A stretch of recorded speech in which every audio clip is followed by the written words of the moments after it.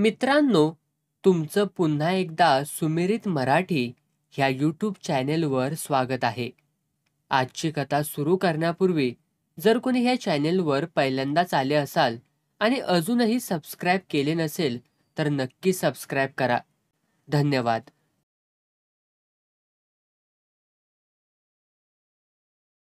आत्ता का दातकुळी बसली तुझी, लय तेगार लावत होतीस नव. तुझ्या वाडवांगाळ तोंडाला कवाच यसन घातलं असतं मी, पर एका इचारानं तोंड शिवून घेतलं होतं. तू उडगी असलीस तरी पोरांचा काय ग गुन्हा. आसनात कुणाच्या बी बियातनं उगावलेली, ती माझ्या वावरात उगवल्या ती. येळ काळला म्हातारपणाला तेवढाच आधार. उग सगळं उधळून लावायला नग, भाऊबंदात तमाशा दाखवाया नग. जगानं आपल्याला हसू नये, उभा राहिलेला खेळ मोडू नये म्हणून राग येऊन बसलो मी. पर तुझं तोंड कुत्र्याच्या अवलादीचं, उठसूट भुकायचं आणि चावायचं. खाल्ल्यानं काय अंगाला लागू देत्यास व्हय, मान ताट करून कधी बोलू देत्यास. पोरांच्या पुढं माझी किंमत ठेवनास का सुखाचा एक घास खाऊ देईनास. रावजी धाप लागल्यानं श्वास घेण्यासाठी थांबला. जरा दम घेऊन तो परत बोलू लागला. काल सांच्या पारी लाल्या म्हार दिसला, बोलण्यातनं बोलणं निघालं. तर तुझा तो लिंगदास बाबा पंढरपुरात भीक मागत फिरतोय म्हटला. त्याला महारोग झालाय म्हण. लाल्यानं ह्योच लिंगोबाजवळ येऊन राहिला होता आणि लोकांसनी फसवीत होता ते वळिकलं. तुला मायाकडं जाताना बघितलंय त्या लाल्या महारानं. त्याचं म्हणणं तुला बी महारोग होणार, म्हणजे देवानं न्याय केला बघ. मला घिरणी लावणारी ना ग तू. तुला घिरण लागल्या त्या आधी घे ध्यानात. हिरा पाक गळाठून गेली. तिचा थंडगार कोळसा झाला होता. ती आता लाट लाट कापू लागली. हातापायातलं बळ नाहीस झालं. हातातली लोणच्याची बरणी खाली पडली आणि ती मटकन खाली बसली. डोळ्यापुढे अंधारी आली. काही दिसना, काही ऐकू येईना. आपण काळोखाच्या खोल गर्तेत कोसळतोय असं वाटलं. काही क्षण अतिशय तानाखाली सरले आणि हिरा झटक्यात उठली आणि नवऱ्याच्या पायावर पडली. ओक्साबोक्शी रडू लागली. घळाघळा वाहणाऱ्या आसवांनी नवऱ्याचे पाय भिजू लागले. बांध फुटून भावना मुसंडीनं वाहू लागल्या. तिचं अंग हुलक्याबरोबर गदागदा हलत होतं. रावजी स्वस्थ बसून तिला रडू देत होता. माझी चूक झाली व माझी चूक झाली. तुम्ही देवावानी मला धरलं आणि मी चांडाळणीनं करून ते केलं. माझा जीव घ्या तुम्ही, पर मला माफी करा. थोडा भावनावेग ओसरताच हिरा बडबडू लागली. रावजीच्या पायावर डोकं आपटू लागली. आता डोसका आपटून काय उपयोग मर्दीने. हुबाले पाय वाकडं पडलं तर तवा अक्कल कुठे शेण खायला गेलती व्हय तुझी. माझ्या परपंचाला बाट आणलास. शिंदे घरानं मोठं, मी उच्च कुळीचा माणूस. तू डागून काळ केलंस ग बये. कशाला रडत्यास आता. माझं मन पाक होतं, पर पोरं लवकर होईना ती म्हणून त्याच्याकडे गेली मी. त्यानं भुलिवलं, नादी लावलं, मला जुलमानं डागाळली. हिरानं मुसमुसत कबुली जबाब दिला. रावजी काहीच बोलला नाही. पर पोरं तुमच्या रक्ताची हायती. माझ्या गळ्याची आण, लिंगोबाची आण. माझ्यावरती विश्वास ठेवा. आता मी नाही खोटं बोलायची. पोरं तुमचीच हायती. तवा बी विश्वास ठेवून मुंबईला गेलतो. तू विश्वासघात केलीस. आत्ता आणि विश्वास ठेवतो की ग तुझ्यावर. तसं नाही व. कशाची बी आण घ्यायला सांगा. मी खोटं नाही सांगत तुम्हासनी. माझ्याकडनं चुकी झाली. माझं काय बी करा, पर विश्वास ठेवा. पोरं तुमचीच हायती. मी खोटं बोलीन तर पटशिरी परान जाईल माझा. पोरासनी मी माझी मानल्या ती म्हणून तर इकती वर्ष काळजावरती दगड ठेवून मी परपंचामध्ये राहिलो नव्ह. तू सांगितल्यानं काय फरक पडणार हाय व्हय. उठ बाई, लक्ष येईल आणि. हिरा नवऱ्याच्या पायावरनं उठली, मुसमुसत न्हाणीत गेली आणि तोंड धुवून आली. तिला आता नवऱ्याच्या डोळ्यापुढं राहवत नव्हतं. तिनं दोपारीची बुट्टी उचलून डोक्यावरती घेतली आणि ती लगालगा बाहेर पडली. पायात चपला घालायचं सुद्धा तिला भान राहिलं नाही. रस्त्यात आली तोच लक्षीनं लिंगाड्याच्या घरनं भाकरीचं गठुळं आणलं होतं ते बुट्टीत ठेवलं. तिनं घरातनं आणून दिलेलं धुण्याचं बोचकं काखेत धरलं. हिरा मळ्याच्या वाटेला लागली. ती अगदी उद्ध्वस्त होऊन गेली होती. सगळं संपल्यासारखं वाटत होतं. आपण या जगात नाही असा भास होत होता. आपण नागड्यानं वावरतोय असं वाटत होतं. मनाचे सगळे चिरे निखळून पडले होते. निखाऱ्याचा आधार सुटला होता आणि ती धारेला लागली होती. आता ती स्वतःला सावरूच शकत नव्हती. एक विचार, आठवणी, भावना यांचे आरे असलेले चक्र तुफान गतीनं गरागरा फिरत होतं आणि ती झपाझप पावलं टाकीत मळ्याकडची वाट तुडवत होती. भूतकाळाचं एक प्रेत तिनं दगड बांधून विहिरीत खोल बुडवून ठेवलं होतं आणि ते प्रेत स्वतःला सोडवून घेऊन पाण्यावर येऊन तरंगत होतं. ते बघून ती भयचकित झाली होती. भूतकाळाला गाडून टाकण्यात तिला मिळालेलं यश फसवं ठरलं होतं. ती विसरून गेली होती, पण भूतकाळाला तिचा विसर पडला नव्हता. संधी मिळताच दत्त म्हणून ते तिच्यासमोर उभं ठाकलं होतं. आता त्याला चुकवणं वा चकवणं अशक्य होतं. तिच्याकडून पाप घडलं खरं, पण जाणीवपूर्वक ती पापमार्गाकडे वळली नव्हती. ती सन्मार्गानं जात होती आणि त्या मार्गानंच तिला फसवून दिशा बदलली होती. आणि ती इतकं पुढं गेली होती की तिथनं परत फिरणं महामुश्किलीचं झालं होतं. आणि त्या मार्गाच्या सुखद मोहकतेनं तिला भुरळ पडल्यानं परत फिरावंसही वाटलं नव्हतं. लग्न होऊन बरीच वर्ष सरली तरी पोट पाणी पिकलं नव्हतं. तिला मुलाबाळांची हौस आणि तिचा प्रपंचाच देवानं असा वांझोटा करावा का? त्यातनं नवरा मुंबईला मिलात मजुरीला गेला. तुलाही घेऊन जातो असं इतर मजूर सांगतात, तसंच त्यानंही बायकोला सांगितलं. पण ते कधीच शक्य झालं नाही. घरी म्हातारे सासू सासरे होते. स्वतःचं थोडं शेत होतं. त्याच्या उसाबरीत तिचे ऐन जवानीतले दिवस खर्ची पडत होते. मुंबईला पैसे मिळवण्यासाठी बायकोला दूर ठेवून जाणारे राजुरीकर एक का दोन. दिवसभर राबायचं आणि रात्रभर विरहानं जळायचं हे इकडल्या अनेक बायकांच्या भाळी लिहिलेलं. तेच हिराच्याही वाट्याला आलेलं. सुट्टीवर रजेवर येऊन 4-8 दिवसाचा संसार साजरा करून आणि वासनेची आग भडकवून रावजी मुंबईला परतायचा. तो गेला की घर सारं सुनं सुनं वाटायचं. रात्री झोपेविना तळमळत जागणं व्हायचं आणि ती सरता सरायची नाही. इतर बायका नशीबवान होत्या. देहसुख भरपूर मिळत नसलं तरी त्या पुत्रसुखाला पारखं राहिल्या नव्हत्या. मुलाबाळांच्या सहवासात त्यांचा वेळ सहज सरायचा. नवऱ्याच्या गैरहजेरीनं वाटणारी उणीव पोरांमुळे तितकीशी जाणवायची नाही. हिराच्या प्रपंचाची एकताकवाडी वेगळीच होती. पोटी संतान नाही आणि पतीही जवळ नाही, असा वनवास तिच्या नशिबी आला होता. निपुत्रिक तरुणबाई आणि नवरा जवळ नाही म्हटल्यावर पुरुषांच्या नजरा अभिलाषेनं गडूळ झाल्या नाहीत तर नवल. त्यात भर देखण्या रूपाची असेल तर घराफुडनं तरुणांची वर्दळ वाढणारच. जागोजाग मोका साधून जाळं टाकून हे पाखरू आपल्या हाती लागावं म्हणून जो तो धडपडणारच. हिरानं अशा टग्या पोरांना कधीही दाद दिली नाही. डोळे वर उचलून कुणाकडे बघितलं नाही. कुणा परपुरुषाशी अकारण शब्दानं शब्द वाढवीत थांबली नाही. कुणाच्या अभिलाषेला भुलली नाही. कुणाच्या इशाऱ्याला हसरा प्रतिसाद दिला नाही. ती नाकासमोर बघत सरळ मार्गानं जायची. सासू सासऱ्याची उसाभर करायची. शेताकडं लक्ष द्यायची. दिवस कामाच्या रगाड्यात पसार व्हायचा आणि रात्री नवऱ्याची आठवण करीत झोपेची आराधना करायची. त्याच्या पत्राची वाट बघायची. तो येण्याच्या दिवसाकडे डोळे लावून बसायची. असे दिवस जात होते. अशीच काही वर्ष गेली. लग्न होऊन 10वर वर्ष झाली तरी आपल्याला मुलबाळ होत नाही या विचारानं हिरा हवालदिल झाली. दुःखी कष्टी झाली. निराश झाली. संसारात मन रमेना. कशातच रस वाटेना. ती उदास भकास दिसू लागली. मनातल्या मनात कुढू लागली. झुरणीला लागली. ती अशी चिंताकुल अवस्थेत असतानाच शेजार पाजारच्या अनुभवी म्हाताऱ्या बायका तिला मूल होण्याचे दैवी उपाय सुचवू लागले.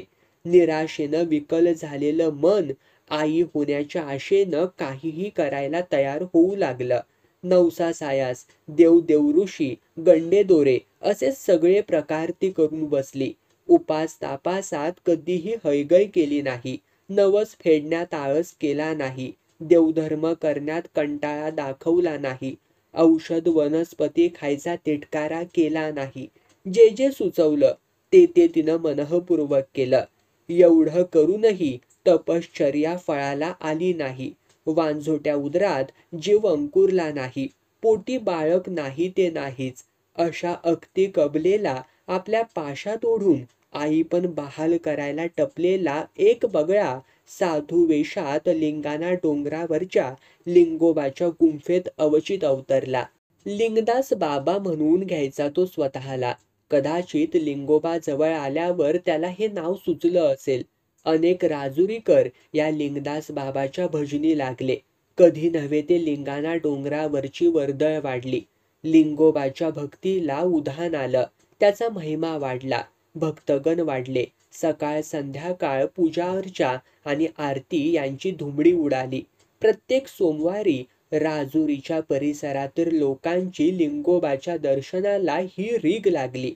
दर्शनानंतर लिंगदास बाबांना ते आपले प्रश्न, अडचणी, संकट हे सगळं सांगून त्यांचा सल्ला घेऊ लागले.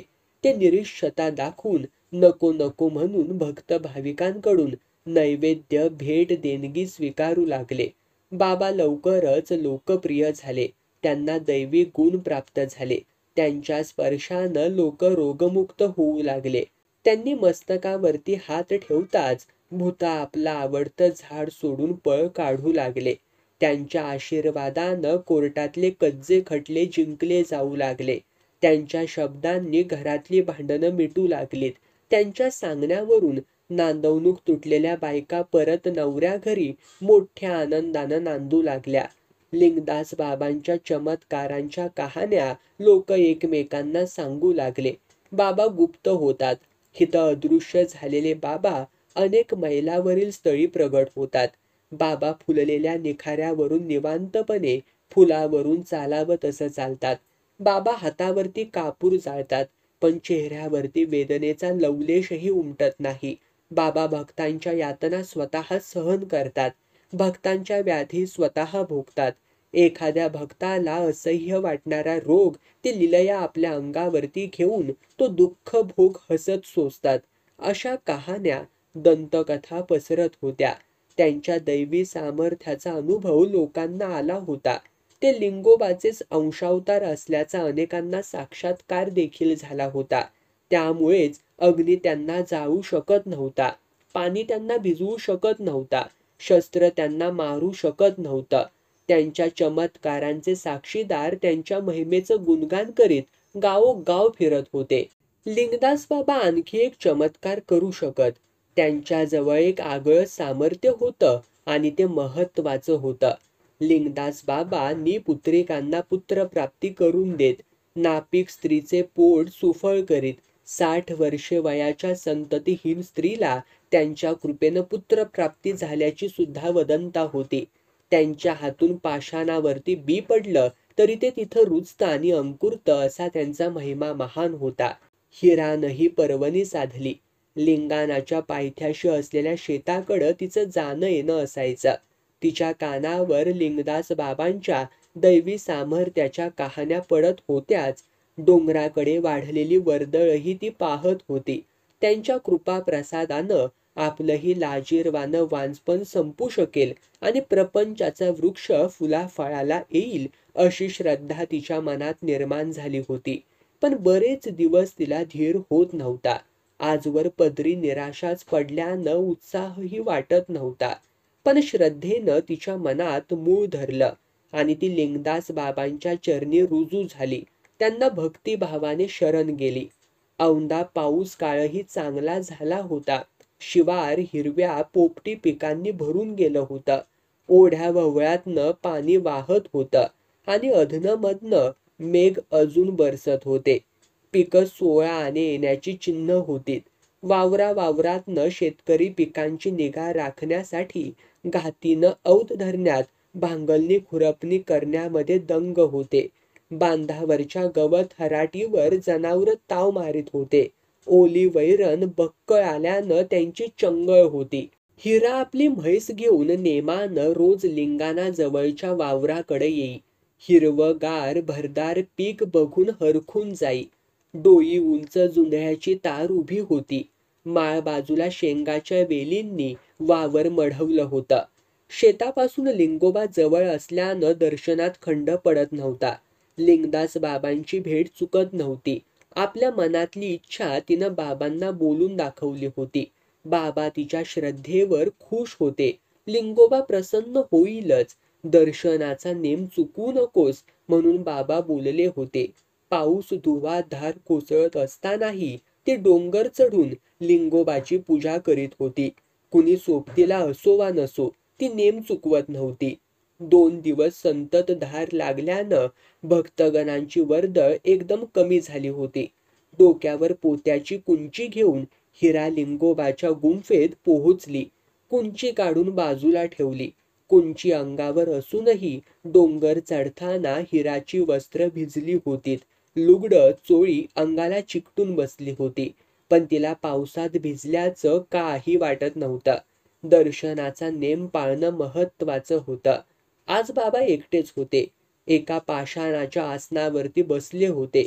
पुढ्यात शेकोटी पेटली होती. गुंफेत त्याचा उबारा होता. बाबांच्या चेहऱ्यावर दाढी मिशांचं किंजाळ माजलं होतं. गव्हाळी कांती चकाकत होती. डोळे टपोरेनी नजर भेदक होती. पायाच्या अंगठ्यापर्यंत पोहोचणारी अशी अंग भरून भगवी काफणी असल्यानं मानेखालचं शरीर पूर्णपणे वस्त्रानं झाकलं गेलं होतं. डोक्याचे लांब काळे भोर केस मानेवरती रुळत होते. बाबा तसे तरुण होते. आज त्यांनी शिष्यांना काही कामानिमित्त परगावी पाठवलं होतं. ए हिराबाई, भिजलीस ना? शेकोटीजवळ बैस थोडा वेळ. नग बाबा, भिजण्याची सवय हाय मला. थंडीनं काकडत असूनही हिरानं नम्रतेनं नकार दिला. थंडीनं लटालटा कापते आहेस, शेकून घे थोडं, बरं वाटेल बघ तुला. अगं संकोच मानू नकोस. असं म्हणत बाबा उठले आणि हिराच्या दंडाला धरून त्यांनी शेकोटी जवळ बसवलं. संकोचून लाजून हिरा अवघडल्या अंगानं शेकोटी जवळ बसली. तिच्या समोर शेकोटीच्या दुसऱ्या बाजूला बाबा आपल्या आसनावरती स्थानापन्न झाले. भिजल्यानं पारदर्शक झालेल्या अंगाला चिकटलेल्या वस्त्रातून निथळणारं त्या स्त्रीचं तरुण लावण्य बाबा जिभया चाटीत निरखून पाहत होते. नेत्र चूक अनुभवत होते. बाबांनी शेकोटीतले 2-4 लाल भडक धगधगते निखारे हातांनी उचलून तळव्यावरती घेतले. 2-4दा ते झेलले, परत शेकोटीमध्ये टाकले. त्यांच्या मुद्रेवर हास्य विलसत होतं. अग्नी मला भाजू शकत नाही, बाबा हसत बोलले. हिरा तो चमत्कार बघून थक्क झाली. बाबांच्या दैवी सामर्थ्याचा तिला प्रत्यय आला होता. लिंगोबाच्या कृपेनं कसलाही चमत्कार होऊ शकतो. मग तुला पुत्र होण्यात अडचण कसली? निसर्गाची चूक लिंगोबा दुरुस्त करील. तुझं घर मुलाबाळांनी भरून जाईल. त्यासाठी मात्र पूर्ण श्रद्धा हवी. लिंगोबावरती आणि त्याच्या भक्त लिंगदास बाबावर. ते आहेच की हो बाबा. लिंगोबाच पुत्र देणार. मी केवळ निमित्त मात्र. लिंगोबाची शक्ती माझ्या अंगी येईल. ती शक्ती तुझ्या पोटात नवजीवाची स्थापना करील. श्रद्धेनं विश्वासानं लिंगोबा माझ्यातून आज्ञा करील. तसंच तू कर. संशय शंका मनात आणशील तर हा अग्नी भडकून उठून तुझ्या प्रपंचाची राख रांगोळी करील. संशय मनात असता तर एवढ्या पावसातनं तुमच्या पायावरती डोसकं ठेवायला आले असते का मी? तुम्ही सांगाल तसं करील मी बाबा. आज योग चांगला आहे. सुपीक जमिनीत पावसाळ्यात बीज पेरलं तर ते तरारून उगवतं. स्त्रीच्या गर्भधारणेसाठी अतिशय योग्य असा हा दिवस आहे. तुम्हाला तनामनानं शरण ये. आल्याच की बाबा, मी तुमच्या पायाची दाशी हाय. शब्दानं भक्ती सिद्ध होत नाही. प्रत्यक्ष सेवा घडली पाहिजे. मी कोणी माणूस आहे असं मानू नकोस. लिंगोबाच आहे असं समज आणि सेवा कर. पादसेवा ही सर्वात श्रेष्ठ सेवा. भक्ताचा अभिमान अहंकार गळून पडतो या शेकोटीत आणि नष्ट होतो. भक्ताची खरी परीक्षा पादसेवेनेच होत असते. तुम्ही सांगाल तशी सेवा करत्या की बाबा. उठ तर मग, हित ये. पादसेवेला आरंभ कर. मी डोळे मिटून तुझ्यासाठी प्रार्थना करतो. मी मंत्र म्हणत असतानाच लिंगोबाचा माझ्यात संचार होईल. तो स्वतःच माझ्या शरीराच्या माध्यमातून तुझ्या पोटामध्ये गर्भधारणा घडवून आणील.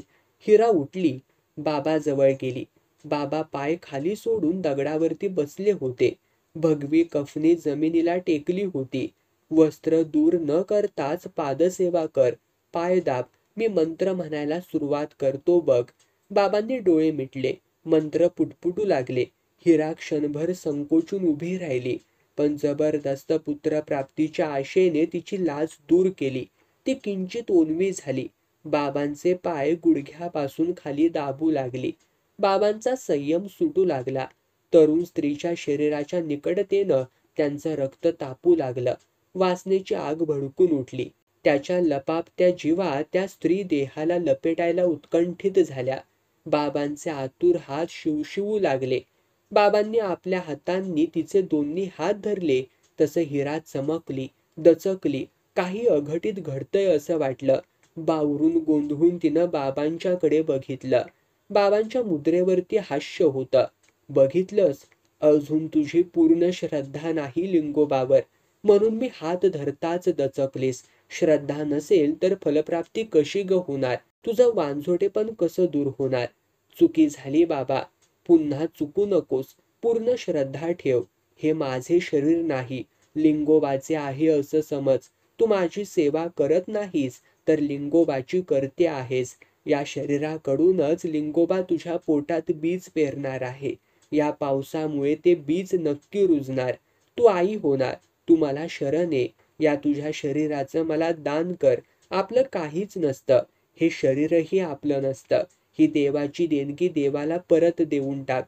देव त्या शरीरातील दोष दूर करून तुला सुपीक सुफळ असं माता होण्याला, आई होण्याला योग्य असं शरीर परत देईल. ही द्याही देवानच दिल्याली हाय बाबा. मग देवाच्या सेवेसाठी त्याचा उपयोग कर. म्हणून बाबांनी तिचे हात आपल्या मांड्यांवरती ठेवले. हिरा त्यांच्या मांड्या दाबू लागली. लिंगदास बाबांची वासना उत्तेजित झाली, चेकाळली, चवताळून उठली. हिरावर त्यांनी झडप घातली. तिला कवटाळून दाबून मिठीत घेऊनच ते जमिनीवरती पडले. हिरा धडपडू लागली. बाबा, बाबा असं काय करताय? मला सोडा, बोलू नकोस. लिंगोबा संचारलाय माझ्या अंगात. तुझ्या पोटात गर्भाची स्थापना करतो आहे. दंगा करशील तर अग्नी भस्म करून टाकील तुला.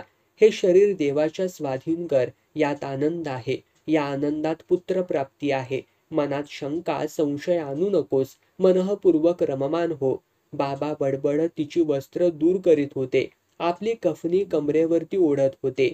न ग बाबा, मला सोडा. मी त्यातली नव्ह. मला पोर न ग. हिरा धडपडतच होती. हातपाय झाडीत होती. पण बाबांनी तिचं शरीर उतानं करून ते त्यावरती स्वार झाले होते आणि तिच्या देहावर त्यांची पूर्ण पकड बसली होती.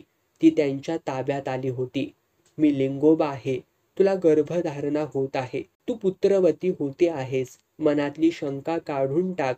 आनंदाने हे शरीर लिंगोबाच्या स्वाधीन कर. बाबा स्वतः तापले होते. हिरालाही पेटवण्यात ते यशस्वी झाले.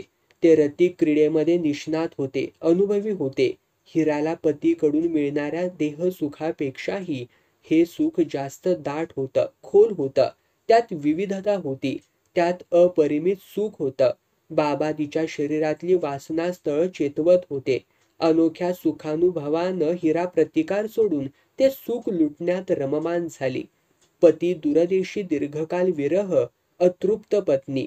अकस्मात अविट वासना तृप्तीचं सुख भरभरून मिळू लागल्यावर ती प्रतिकार तो काय हो करणार. दोन्ही शरीर दीर्घ रतिक क्रीडेनंतर तृप्त झालीत, श्रांत क्लांत झालीत. मी प्रसन्न आहे तुझ्यावर. लिंगोबा प्रसन्न आहे. शरण आलेल्या या शरीराला सुख मिळालं ते लिंगोबाकडून. माझ्या या शरीरात मी नव्हतोच मुळी. मी तपः सामर्थ्यानं शरीराबाहेर पडून त्या लिंगोबाच्या पिंडीवर बसलो होतो. लिंगोबाच माझं शरीर वापरून तुझ्यात गर्भस्थापना करीत होता. मी स्त्री सुख वर्ज्य मानतो. मला स्त्री संग आवडत नाही. मी संन्याशी आहे, बालब्रह्मचारी आहे. म्हणूनच माझं हे शुद्ध शरीर देव वापरतो. हिराच्या मनाची विचित्र अवस्था झाली होती. एक मन सांगत होतं, आपण फार मोठं पाप केलंय. आपण डागवलो गेलोय. आपल्या पतिव्रतेचा भंग झालाय. आपण यस्वा झालोय. परपुरुषांना आपला उपभोग घेऊन आपल्याला अपवित्र केलंय. दुसरं मन लिंगदास बाबाला फितूर झालं होतं. त्यात श्रद्धा होती. आई पण मिळवण्याची उत्कट इच्छा होती. शरीरसुखाची आस होती. आता मी आई होईन बाबा. हिरानं मान खाली घालून लाजरा प्रश्न केला. ती शरमेनं अर्धमेली झाली होती. त्याचबरोबर श्रद्धाळू आणि आशाळू बनली होती. ही केवळ सुरुवात आहे. माणसाचा जीव स्त्रीच्या पोटात अंशानं निर्माण होतो. शेतात पेरलेले सगळेच बीज उगवत नसतात. काही किडे खातात, पक्षी खातात, काही निसत्व असतात आणि एका दिवसातच बीज उगवत नसतात. काही दिवस जावे लागतात. तू नेम सोडू नकोस. मी तुला सांगेन तेव्हा देहपूजा करायची, शरीरदान करायचं. त्यात आनंद भरला आहेच. शिवाय आई पण त्यातूनच लाभणार आहे. तू जा आता. नेमाने दर्शनाला येत जा. हिरानं नेम चुकवला नाही. आईपणाच्या शरीरसुखाच्या ओढीनं ती लिंगदास बाबांची देहपूजा करीत राहिली. बाबा हुशार होते, पोहोचलेले होते. एकांत कसा मिळवायचा आणि हिराबाईला कसं खेळवत राहायचं हे ते चांगलं जाणून होते. कधी कधी ते डोंगर उतरून हिराबाईच्या वावरात येत.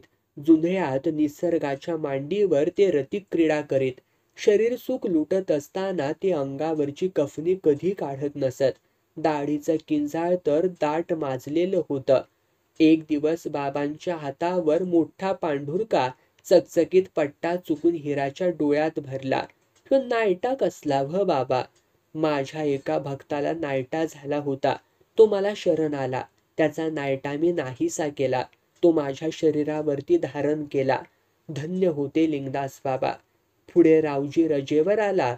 तो परत मुंबईला गेलाच नाही. मांजर डोळे बंद करून दूध पीत असलं तरी जग उघड्या डोळ्यांनी पाहत असतंच की. हिरा आणि लिंगदास बाबांचे शरीर संबंध कुणा नास्तिकाच्या डोळ्यावर आले होते कुणास ठाऊक. पण रावजी सावध झाला होता. त्यानं हिराचा नेम चुकवला, बंद केला. तिचंही मन खात असावं. तिनंही आग्रह धरला नाही. लिंगोबा एका दृष्टीनं पावला होताच. नवरा घरी आला होता.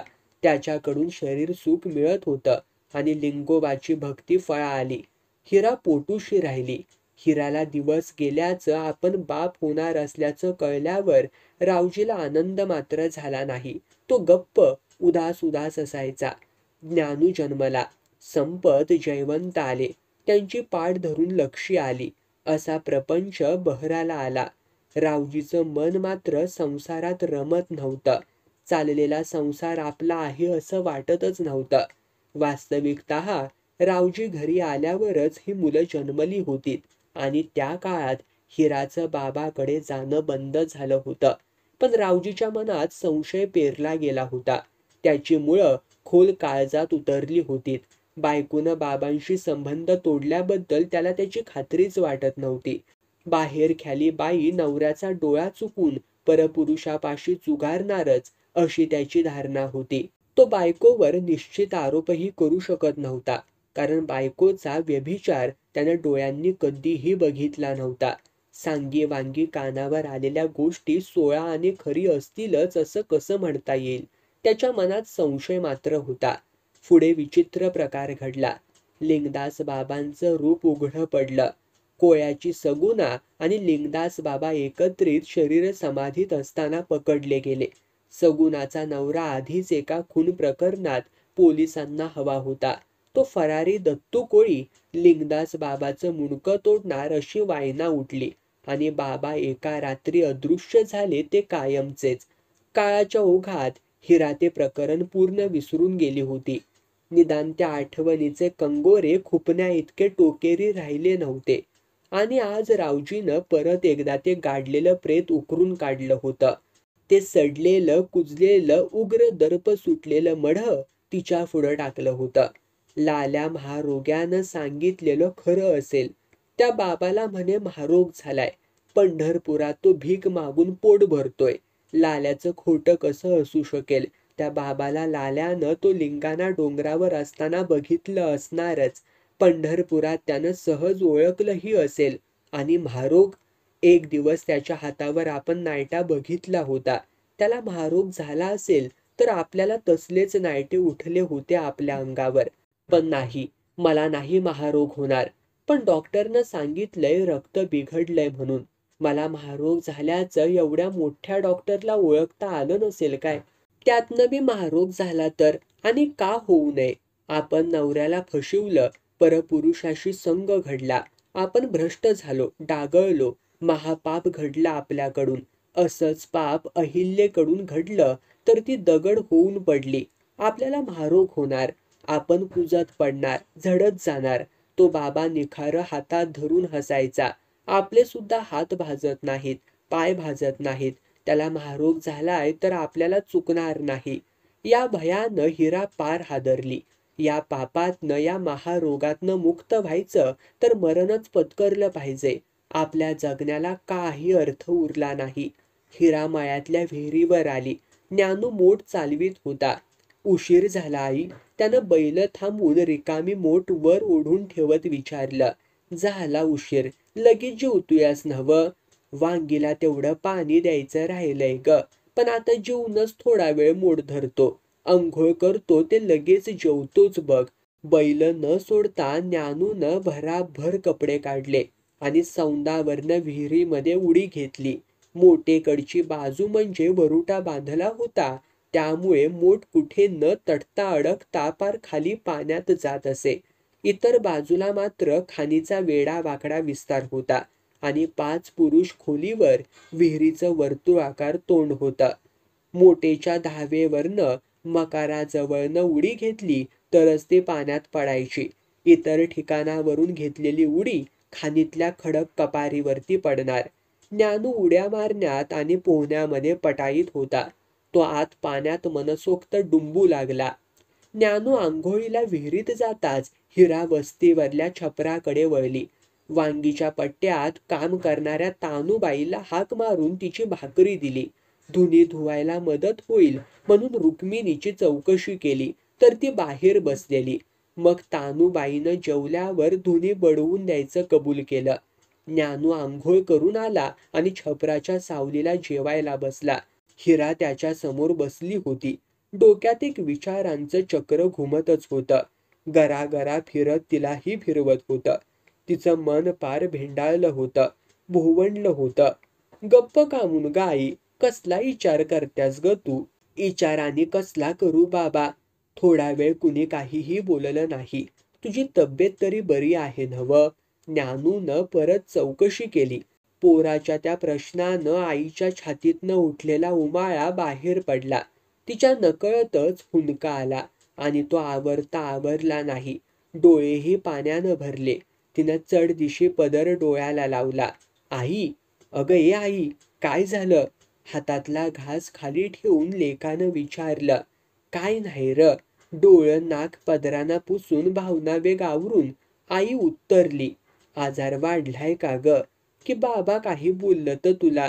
तसं काय नाही, तू जेव गपगुमान. पण तुझ्या डोळ्यात पाणी कामून येतंय ते तरी सांग की ग. तू दुःखी असताना मला अन्नाचा घास गिळता येईल का ग? तसं काय बी कारण नाही र. उगा अंग दुखतंय म्हणताना येतया रडू.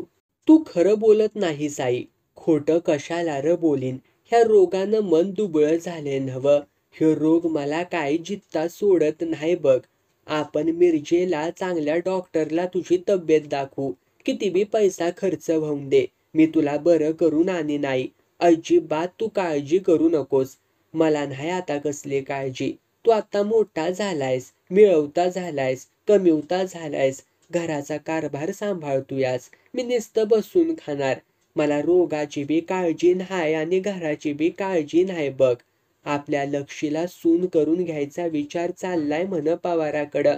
तिचं लग्न झालं की फार मोठं ओझं उतरलंच म्हणायचं. आव हिराबाई, धुणं आणतायसा नव्ह? तानूबाई जेवून आली आणि तिनं थोडं लांबूनच हाक दिली. तू जेव, मी धुवायचं बघत्या. असं म्हणत आई उठली. जरा जपूनच बरं काही, मी मोड धरायला येतोयच, पण फार विहिरीकडेला धुवू नका. ज्ञानूनं सावधगिरीचा इशारा दिला.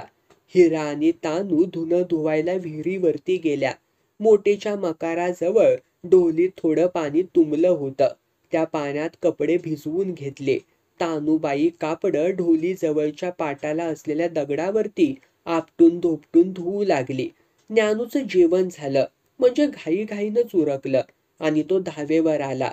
मोठ परत विहिरीत ढकलून नाड्याला बांधलेली वडणी हातात धरून तो बैल मागं ओढू लागला. मोठ चालू झाली. कुई कुई करीत मोटेचं चाक गरागरा फिरू लागलं. मोठ ढोलीत पाणी ओतू लागले. पाट भरून पाणी वावराकडं पळू लागलं. तानूबाईनं हिराबाईची बरीच कापडं धोपटून ती मोटेचं पाणी वांगीच्या वावरात जात होतं तिकडं निघून गेली.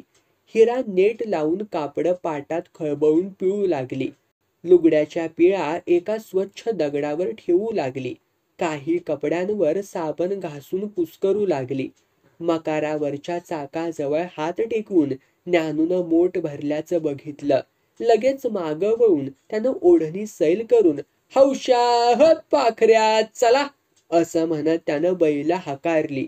जलद गतीनं बैलांनी काही पावलं टाकताच चाबूक खांद्यावर टाकून मोठ ओढणं हलकं व्हावं म्हणून तो नाड्यावरती बसला. मोठ वर आली. ढोलीत भडाकन खळकन मोटेचं पाणी भरलं. तुडुंब पाणी आल्यानं भिजवलेल्या धुण्यातला एक झंपर पाटात ओढला गेला. तो पकडण्यासाठी हिरानं पाटातला एक पाय उचलून कडेच्या दगडावरती ठेवला आणि दुसरा पाय उचलला, मात्र आधीचा पाय सटकन घसरला. तो पाय पडला होता ओल्या साबणावर. विचारात घडलेल्या हिराच्या ते लक्षातच आलं नव्हतं. पाय घसरताच तिचा मागं तोल गेला आणि विहिरीच्या काठावर ती आदळली. घाबरून धडपडत उठतानाच ती विहिरीत घसरली. काठचा दगड तिनं पकडून ठेवण्याचा प्रयत्न केला, पण पकड जमली नाही.